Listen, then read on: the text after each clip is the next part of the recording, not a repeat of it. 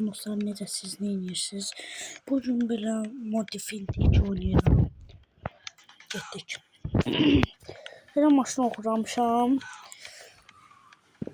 Və şəhərləri bir-birə sürürəm. Metrom var.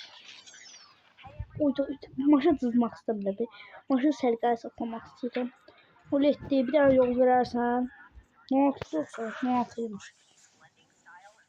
Bugatti tapsa dostlar, o maşın sürəcəyi mütləq. Tapmasaq da canımız sağ olsun. Oy da Prius'uydu. Nerede?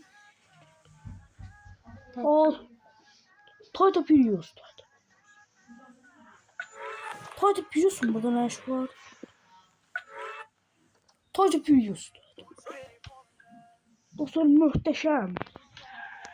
Uydu eşri. De kızlar seni böyle bam. Az. Uy.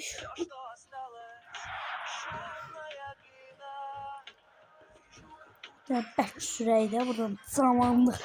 Oy cavanlıq. Cavanlıq edək də. Cavanlıq edək.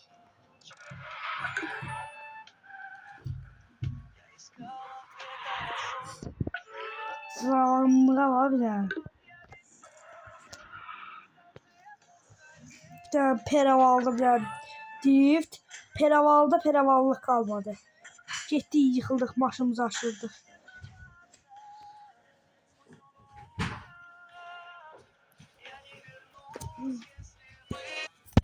Hər kəsə yenə də salam dostlar. Necəsiz, neyinirsiniz? Oha, bu qədər də yox da.